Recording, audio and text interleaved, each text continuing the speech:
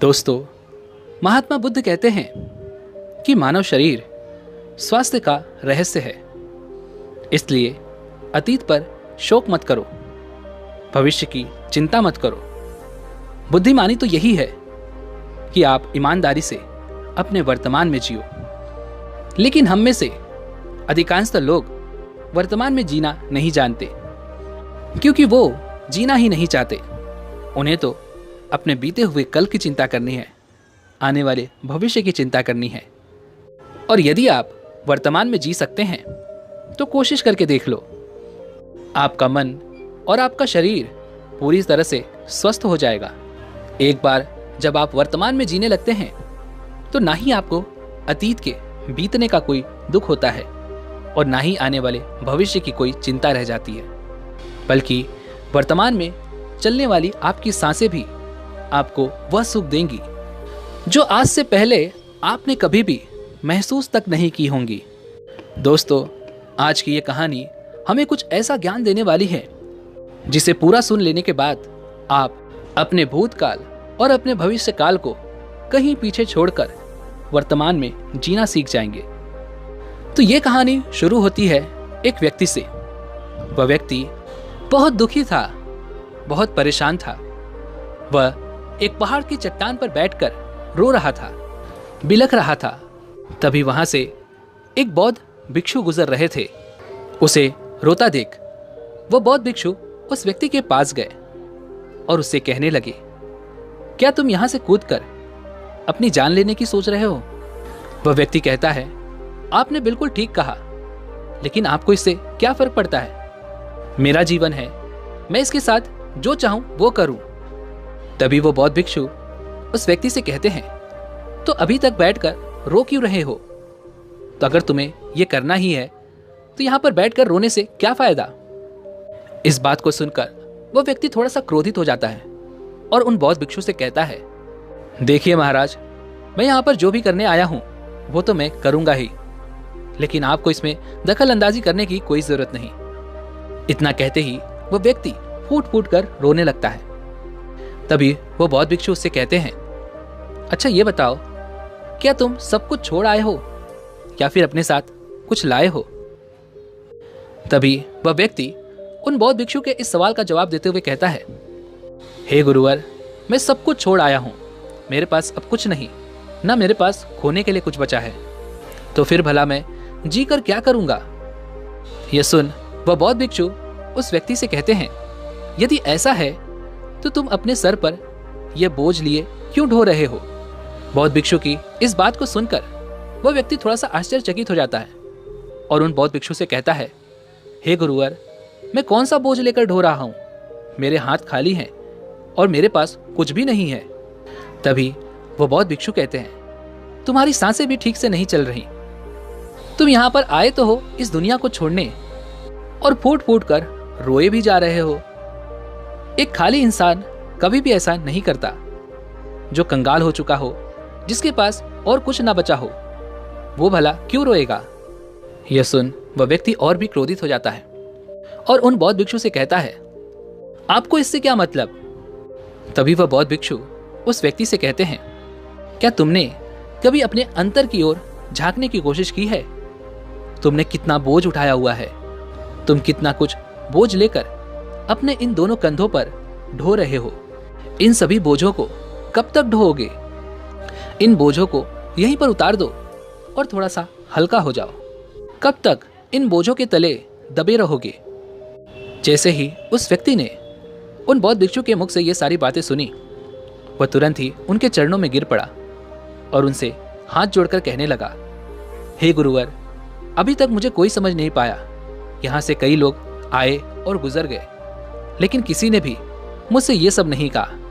आपने तो मेरे मन की बात पढ़ ली, यहाँ तक कि मेरे घर वाले तक मुझे नहीं समझ पाए, लेकिन आपने एक बार में ही मुझे पूरी तरह से पढ़ लिया। आगे वो व्यक्ति उन बौद्ध भिक्षु से कहता है, क्या आप मेरी इस समस्या का समाधान कर सकते हैं? वो बौद्ध भिक्षु कहते हैं, कहाँ है समस्या? वह व्यक्ति कहता है कि मेरे घर पर है, आप मेरे साथ चलिए। वो बौद्ध भिक्षु उस व्यक्ति से कहते हैं, नहीं, समस्या तुम्हारे घर पर नहीं है। वह व्यक्ति कहता है, नहीं नहीं गुरुवर, समस्या मेरे घर पर ही है। आप एक बार मेरे साथ चलकर तो देखिए। वो बौद्ध भिक्षु उस व्यक्ति को समझाते हुए कहते हैं, समस्या तुम्हारे घर पर नहीं बल्कि तुम्हारे भीतर है। क्या तुमने कभी अपने भीतर झांकने की कोशिश की है? सारी समस्याएं तुम्हारे भीतर हैं। जब तक तुम उनका समाधान नहीं करोगे तब तक तुम्हें हर जगह हर समय केवल समस्या ही नजर आएंगी। और यदि समस्या घर पर है तो तुम इस पहाड़ की चोटी पर क्या कर रहे हो? तुम तो कह रहे थे कि तुमने पीछे सब कुछ छोड़ दिया है, अपना घर, अपना परिवार, अपने सगे संबंधी। और यदि तुमने ये सारी चीजें छोड़ ही दी हैं तो तुम्हारी समस्या भी वहीं पर छूट गई। फिर तुम भला इतने परेशान क्यों हो? उन बौद्ध भिक्षु के मुख से ये सारी बातें सुनकर वह व्यक्ति कहता है, हे गुरुवर, आप सही कहते हैं। मैं आपकी बातों को समझ पा रहा हूं। कमी तो मेरे अंदर है। मैं किसी काम का नहीं हूं। मैं जब भी कोई काम करने जाता हूं तो सब बिगाड़ देता हूं। मेरे हाथों सारे काम गड़बड़ हो जाते हैं। मैंने आज तक कोई काम ढंग का नहीं किया। मेरी तो किस्मत ही खराब है। उस व्यक्ति के मुख से ये सारी बातें सुनकर बौद्ध भिक्षु मुस्कुराने लगे और उस व्यक्ति से कहा, अच्छा, तुम्हें लगता है कि तुम्हारी किस्मत खराब है? तो मुझे ये बताओ कि क्या खराबी है तुम्हारी किस्मत में? तभी वह व्यक्ति उन बौद्ध भिक्षु से कहता है, हे गुरुवर, मुझे व्यापार करना था और व्यापार करने के लिए धन चाहिए था। तो मैंने अपने परिवार से थोड़ा सा धन लिया और उसी धन से मैंने अच्छा सा व्यापार खड़ा किया। लेकिन मेरा व्यापार ज्यादा समय तक नहीं चल सका। शुरू में मेरे परिवार वालों ने मेरा पूरा साथ दिया और तब तक सब कुछ ठीक भी चल रहा था। लेकिन धीरे धीरे मुझे मेरे व्यापार में नुकसान होने लगा और यह सब देख मेरे परिवार वाले मुझसे नाराज हो गए और मुझसे दूर चले गए। मैं तो चाहता था कि मैं अच्छा व्यापार करूं, अच्छा धन कमाऊं, ताकि मैं अपने परिवार को संभाल सकूं, उन्हें वो हर सुख सुविधा दे सकूं जो वो चाहते हैं। मैं तो सब उन्हीं के लिए कर रहा था। लेकिन वो लोग मुझे समझ नहीं पाए और मुझे ही इसका जिम्मेदार ठहराते हैं। और मुझे भी यही लगता है कि मैंने गलत किया, क्योंकि मेरा भी एक मित्र है और उसने भी मेरे साथ में ही व्यापार शुरू किया था। लेकिन उसका देखो, उसका व्यापार बहुत अच्छा चल रहा है। वह जब भी मेरे घर आता है तो अपने अच्छे व्यापार की बातें अवश्य बताता है। वह हमेशा यह कहता रहता है कि किस तरह से उसने अपने दम पर इस व्यापार को खड़ा किया है और उसे चलाने में भी वह सक्षम है। किस तरह से उसने जी तोड़ मेहनत की और अपने व्यापार को उन ऊंचाइयों तक ले गया। यह सब सुन मेरे परिवार वाले भी मुझसे कहते हैं, देख, वो तेरा मित्र है, वह अपने व्यापार को कहां से कहां ले गया और तूने तो हमारी जमा की हुई पूंजी भी गंवा दी, हमारा नुकसान करा दिया। मेरे परिवार वाले मुझसे हमेशा ये कहते रहते हैं कि तेरे बस का कुछ नहीं। इन तानों को सुन सुनकर मैं बड़ा परेशान हो चुका था। इसलिए मैंने कर्जे लिए और नया व्यापार खड़ा किया।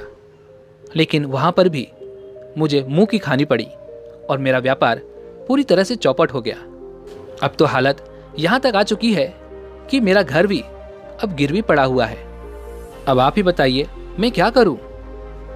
तभी वह बौद्ध भिक्षु उस व्यक्ति से कहते हैं, अच्छा, तुम्हें यह पता है कि तुम्हारा मित्र तुम्हारे पास क्यों आता था?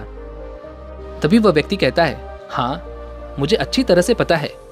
वो मुझे मेरे घर वालों के सामने नीचा दिखाने आता था, मेरी बुराई करने आता था। वह यह जताने आता था कि वह मुझसे व्यापार में कहीं गुना अच्छा है, श्रेष्ठ है। वह चाहता है कि मैं उसकी सफलता देखकर दुखी रहूं, तड़पता रहूं और परेशान रहूं। तभी वह बौद्ध भिक्षु उस व्यक्ति से कहते हैं, क्या तुम उसके व्यापार को देखकर सच में दुखी रहते थे?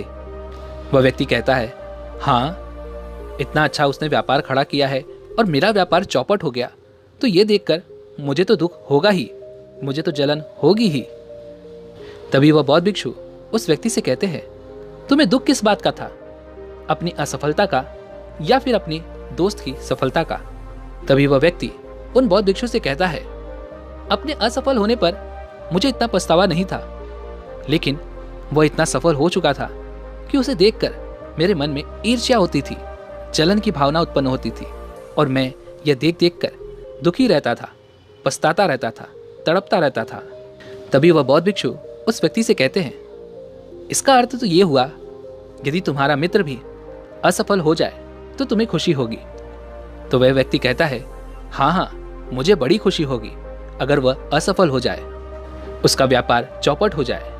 यह सुन बौद्ध भिक्षु फिर से एक बार मुस्कुराने लगे और उस व्यक्ति से कहते हैं, इसका अर्थ तो यही हुआ कि तुम्हारी खुशी तुम्हारे मित्र पर निर्भर करती है।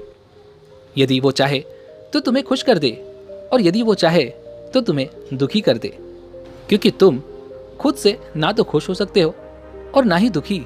तुम तो अपने मित्र के गुलाम बनकर रह चुके हो और अगर यही बात है तो तुम्हारी समस्या का कोई समाधान नहीं है, क्योंकि तुम्हारी खुशियां और तुम्हारी तकलीफें, दुख, ये सब दूसरों के व्यवहार पर निर्भर करती हैं।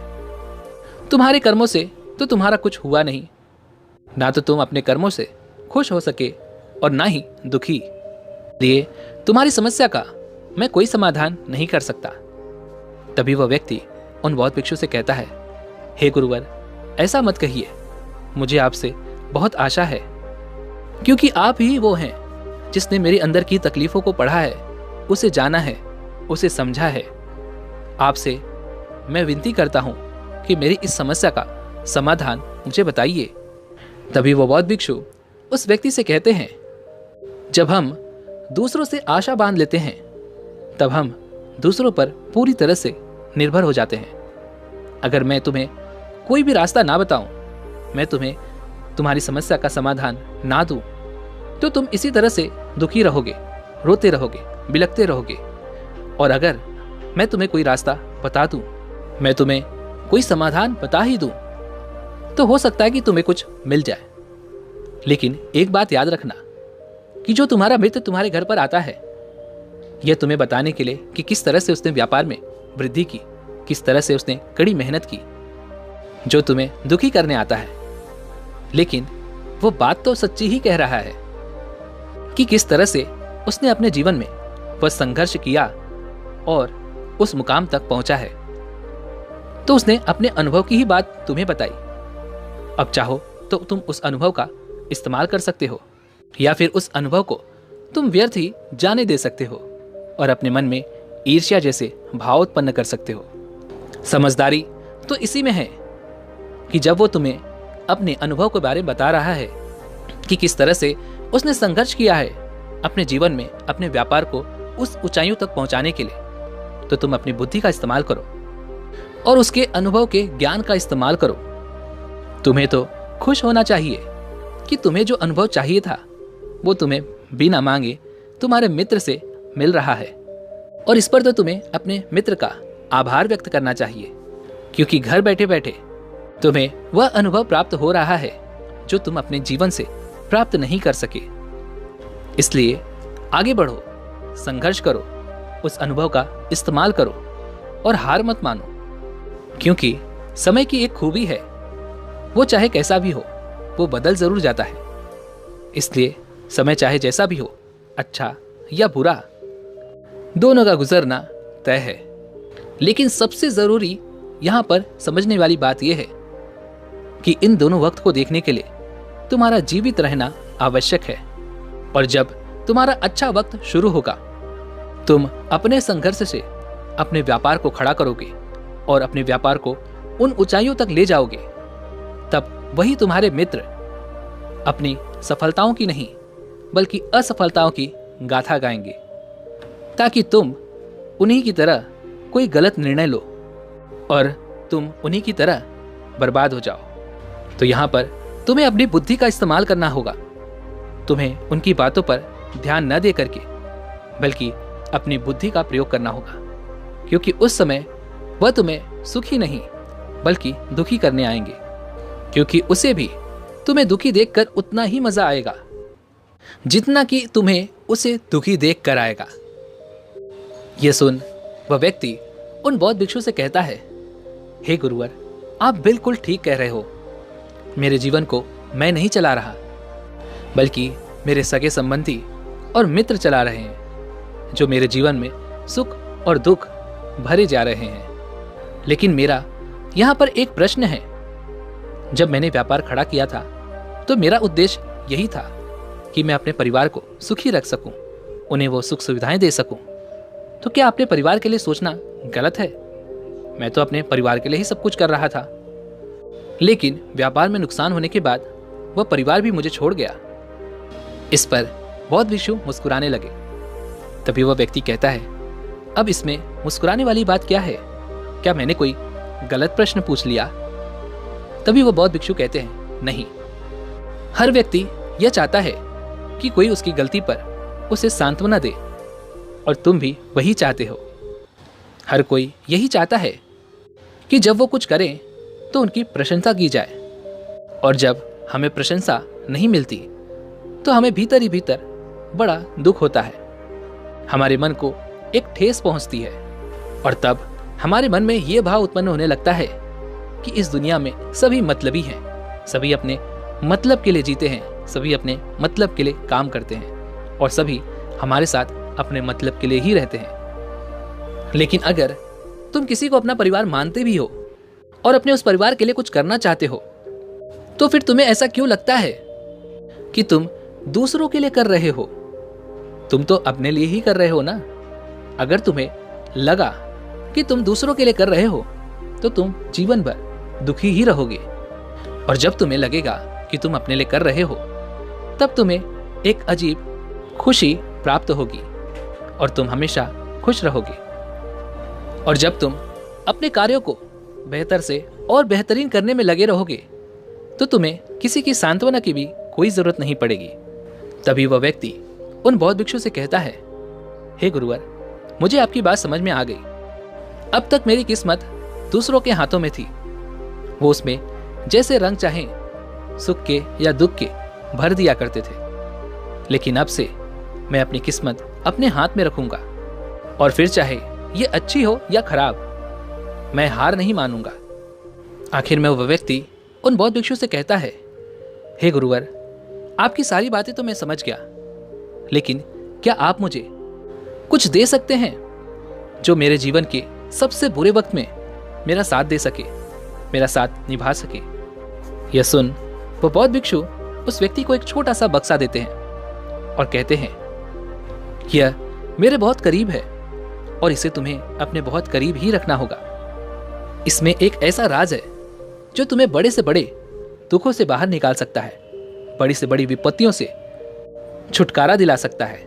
और इसे तुम सिर्फ तभी खोलना जब तुम्हें लगे कि अब कोई राह नहीं बची है, जब तुम्हें यह लगने लगे कि सब कुछ व्यर्थ है, मैंने जो बातें कही हैं वो भी व्यर्थ है, यह दुनिया भी व्यर्थ है, यहां रहना भी व्यर्थ है। इतना कहकर वह बौद्ध भिक्षु उस बक्से को उस व्यक्ति को थमा देते हैं और फिर वहां से चले जाते हैं।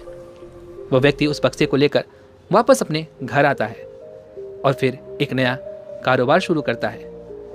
अब की बार वह कारोबार में हार नहीं मानता और उसका कारोबार बहुत अच्छा चल पड़ता है। उसका कारोबार चलने के कारण अब उसका परिवार भी उसके साथ आ चुका था। उसके पास अब हर सुख सुविधाएं भी हो गई थी। अब वो ना तो भूतकाल का रोना रोता था और ना ही भविष्यकाल की चिंता करता था। वो तो केवल अपने वर्तमान को और ज्यादा बेहतर बनाने की कोशिश में लगा रहता था। लेकिन समय हमेशा बदलता रहता है। जिस तरह से बुरा समय हमेशा नहीं रहता, ठीक उसी प्रकार अच्छा समय भी हमेशा नहीं रहता। उस व्यक्ति के जीवन में एक बार फिर से अच्छा समय समाप्त हो चुका था। वह जिस राज्य में रहता था उस राज्य पर पड़ोसी राज्य ने चढ़ाई कर दी थी और पूरा राज्य तबाह कर दिया था। उसका व्यापार भी पूरी तरह से तबाह हो चुका था। वह परिवार के साथ दर दर की ठोकरें खाने लगा। उसे यहाँ से वहाँ भागना पड़ा, यहाँ तक कि उसके पास खाने पीने के लिए भी पैसे नहीं बचे थे। भूख से उसके माता पिता ने दम तोड़ दिया और वह अपनी पत्नी और छोटे भाई के दोनों बच्चों को लेकर इधर उधर भटकता रहा। वह दोनों बच्चे बीमार पड़ चुके थे और अब उसके पास उनके इलाज के लिए भी पैसे नहीं थे। तब उसे एहसास होने लगा कि यह सब व्यर्थ है, उसका यह जीवन जीना भी व्यर्थ है, यह पूरा संसार व्यर्थ है। और जो कुछ भी बातें उन भिक्षु ने मुझसे कही थी वो सभी बातें भी व्यर्थ हैं। आज मेरे पास कुछ नहीं बचा, आज मेरे पास जीने का कोई मकसद नहीं बचा। उन भिक्षु ने जो कुछ भी कहा था उन सब बातों का आज कोई मतलब नहीं रह गया। अंततः जीवन को तो समाप्त होना ही है, तो फिर जीवित रहकर भाग दौड़ करके अपने जीवन में वो ऊंचाइयां हासिल करना, वो सफलताएं हासिल करना, ये सब किस काम का? मेरा जीना भी अब मुझे व्यर्थ ही लग रहा है। अगर मैंने उसी समय हिम्मत करके इस जीवन को और अपने शरीर को त्याग दिया होता तो शायद आज मुझे यह सब नहीं देखना पड़ता। वह पूरी तरह से निराश हो चुका था, अंदर से पूरी तरह से टूट चुका था। वह यह सब सोच ही रहा था कि तभी उसकी नजर उस बक्से पर पड़ी जो उसे उन बौद्ध भिक्षु ने दिया था। उस बक्से में एक पर्ची थी जिस पर यह लिखा था कि आपकी नई जिंदगी की शुरुआत कहीं से भी हो सकती है। आपके पास सोने का सिक्का हो ना हो, लेकिन आपके पास वो हिम्मत तो है, तो कुछ न कुछ अवश्य ही कर लेंगे। उस पर्ची को पढ़ने के बाद उस व्यक्ति के मन में एक बार आशा की फिर से वह लहर दौड़ उठी और उसने फिर से वह हिम्मत बांध ली ताकि वो अपने जीवन में फिर से उन ऊंचाइयों को हासिल कर सके।